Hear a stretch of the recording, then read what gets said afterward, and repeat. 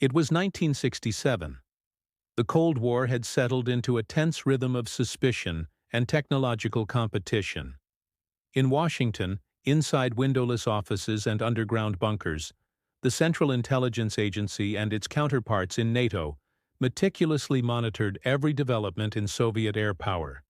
Every radar blip was scrutinized, every intercepted transmission analyzed, every photograph from high-altitude reconnaissance planes dissected for clues. For 2 decades, the United States had believed it knew the limits of Soviet aircraft. The MiG-21s and Su-7s had been catalogued, studied, and even anticipated in their upgrades. Yet in the summer of that year, a new blip appeared on the radar screens that would leave intelligence analysts both baffled and alarmed. The story began far from the radar rooms in the bustling streets of Moscow, at an air show staged to demonstrate Soviet military might. On the 8th and 9th of July 1967, the Soviets gathered journalists, foreign military observers, and selected officials to witness the latest marvels of their aviation industry. There, among the familiar silhouettes of earlier generation fighters, rolled onto the tarmac an aircraft that defied expectation. It was massive. Its wings were long, angular, and broad, its engines enormous, and the air intakes looked like nothing Western analysts had seen before. This aircraft would later become known to the West as the MiG-25, the Foxbat. At first glance, it seemed almost otherworldly. Photographs taken by foreign observers captured a plane built more like a missile than a dogfighter. Its design suggested a machine optimized not for maneuverability or agility, but for raw speed and altitude. Western intelligence officers examined these photographs in disbelief. Radar readings taken months earlier, showing mysterious high-altitude blips moving at speeds far faster than any known Soviet aircraft, suddenly made sense. The Foxbat had been there, silently shadowing reconnaissance planes or conducting test flights, leaving only faint traces on radar screens. Analysts struggled to reconcile what they had assumed about Soviet capabilities with the reality now in front of them. The MiG-25 was unlike any aircraft the West had encountered. It was designed to intercept high-altitude bombers, reconnaissance planes, and any intruders attempting to penetrate Soviet airspace. Its engines could propel it to altitudes exceeding 70,000 feet, and its speed exceeded Mach 2.8, potentially reaching Mach 3 under certain conditions. To achieve this, Soviet engineers constructed the aircraft using a high percentage of stainless steel to withstand the heat generated by such speeds. Intelligence reports speculated that no existing American fighter could match the Foxbat in climb rate, speed, or altitude, and the radar blips confirmed the suspicion. Something in the sky was moving faster and higher than anything the West had catalogued. The radar sightings were not isolated.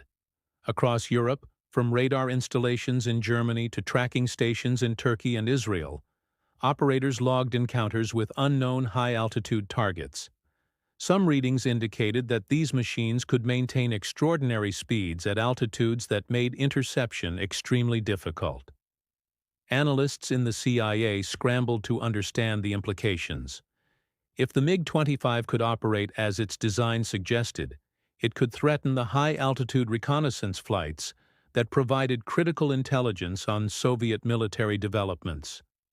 The idea that the Soviets might now have an aircraft capable of dominating the upper reaches of the sky was deeply unsettling. Initial reports described the MiG-25 as a potential doomsday machine.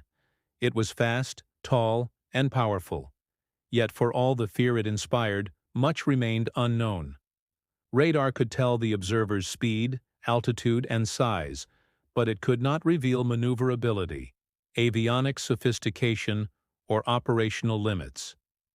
Every day, analysts pored over photographs and schematics, trying to predict the plane's role in Soviet strategy. Some suggested it was a direct response to the U-2 reconnaissance flights that had penetrated Soviet airspace a decade earlier. The lessons of Gary Powers' shootdown in 1960 loomed large. The United States had relied on the U-2 to maintain surveillance over Moscow and other strategic sites. Now, there was a possibility that the MiG-25 could climb higher and move faster than the spy planes, threatening the most advanced intelligence-gathering assets of the West. The Soviets, for their part, understood the psychological impact of their creation. Rolling the MiG-25 onto the airshow tarmac was a strategic move designed to send a clear message. The West was watching, and the image of the massive twin-jet fighter was meant to impress and intimidate. Western journalists noted the unusual size of the aircraft, its enormous engine nacelles, and the sheer scale of its airframe. Analysts examined each photograph with microscopes, counting rivets, estimating materials, and trying to reverse engineer the performance specifications from its shape and configuration. The radar data, combined with photographic evidence, suggested a machine of incredible power, but the exact capabilities remained shrouded in mystery. In the United States, the weekly intelligence review of the CIA highlighted the confusion and concern. Analysts concluded that the MiG-25 represented a twin-jet all-weather interceptor in production or near production. They speculated on the potential speed, altitude, and radar capability, realizing that the aircraft could significantly challenge existing assumptions about Soviet air power. The blips on radar screens had been validated by the airshow images, confirming that the West was dealing with a genuinely new generation of fighter technology. Yet the intelligence community remained cautious, emphasizing that real operational experience was required to fully understand the threat. As the weeks passed, the MiG-25 became a source of both fear and fascination. Radar operators across the globe shared stories of encounters with strange, fast-moving blips. Pilots reported high-altitude intercepts that defied expectations. Analysts debated the capabilities of the aircraft, trying to distinguish fact from speculation.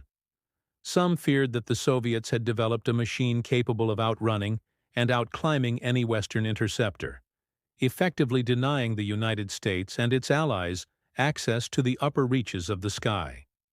Others speculated that the aircraft, while impressive, might have limitations that were not immediately apparent from radar or photographic data. The first major breakthrough in understanding the MiG-25 came unexpectedly, nearly a decade later. In September 1976, Viktor Belenko, a Soviet pilot, defected to Japan, flying his MiG-25P across Soviet territory and landing at Hakodate Airport. This event allowed Western engineers, intelligence analysts, and military experts to examine the aircraft firsthand. The inspection revealed a machine that was indeed fast, powerful, and designed for high-altitude flight, but also constrained in certain ways. Its maneuverability was limited, making it unsuitable for dogfighting against agile aircraft. The avionics, though robust, relied on vacuum tube technology that appeared outdated compared to Western systems. Its radar could detect high-altitude targets, but could not engage low-flying aircraft effectively. The initial fears inspired by radar blips were thus tempered by direct evidence, revealing a more nuanced reality. Despite these limitations, the MiG-25 influenced the course of aviation development and intelligence strategy. Its appearance forced the United States to reconsider high-altitude reconnaissance tactics. The design and capabilities of new Western fighters, such as the F-15, were influenced by the lessons learned from analyzing the Foxbat. Intelligence gathering emphasized the importance of not only detecting unknown aircraft, but also understanding their operational intent and real-world effectiveness. The MiG-25 remained a symbol of the Cold War arms race, demonstrating how perception, radar data, and limited information could shape strategic planning and inspire both fear and innovation. The Foxbat also left an indelible mark on pilots and engineers.